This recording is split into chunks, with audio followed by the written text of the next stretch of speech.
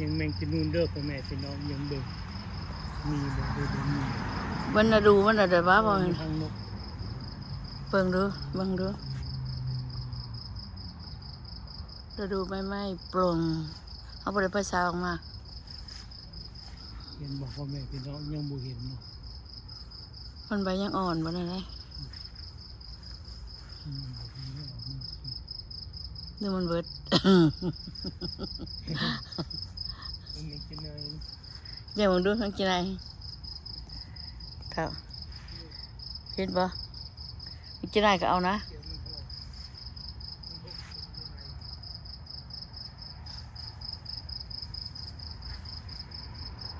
พากันออกมาละแมงรวมมันเท่าปกกจะแอปเปิ้ลฮะ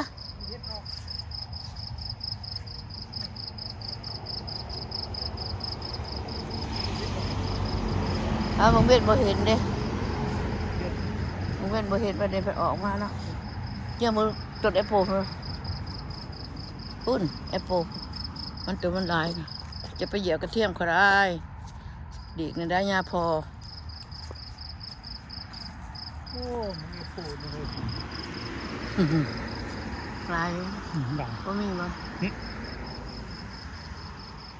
แอปเปิ้ลปีนี้ลายกบกูปีได้นะจนงานสิหักคันมันจับ โอ้ เลย ผักสะแงงอันนี้พ่อแม่พี่น้อง ไปเบิ่งแน่ ไม่ได้คือดินดำมาครอบกันอย่างนี้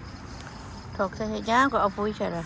มาการกบการเขียดเด้อพ่อแม่พี่น้อง ก็เอาขี้ดินใส่ มี ไป กบบ่ออกมานี่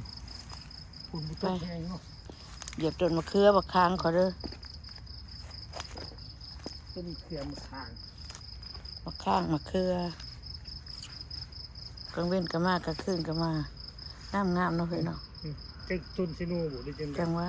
จะบ่ใส่คุเด้อ จะสิบ่เอาเข้าเลยต้นเป็นต้น อ้าว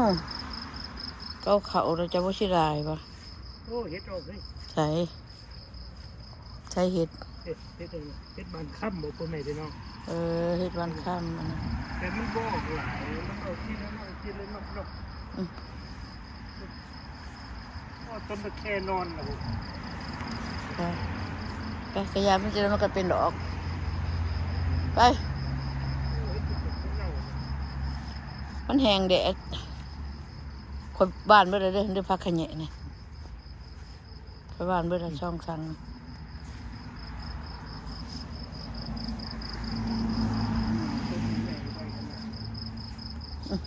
มืดตื้อๆอยู่โล่งหรอกอะไรก็ได้บุญใจพระชายมา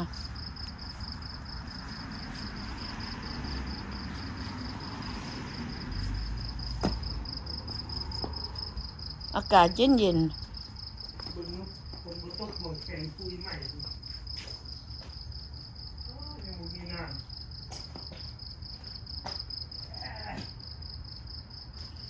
มันเย็นได้อยู่ออกเขาเนาะเย็นช่วย ำหมดละ ๆยัง อันนั้นหาเรียนอยู่ผม ย่ามหมักไหมเพื่อว่าย่ามหมักไหมเพื่อว่าอันนี้หมักชั่วเพราะว่าแม่ขนุนเท่าย่ามเถอะย่ามแม่ขนุนนี่มันย่ามหมักชั่วมันว่า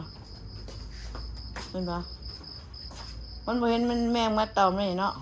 ตกน้ำพวกนี้นะ เรียนอยู่แต่มันทำโบราณตัว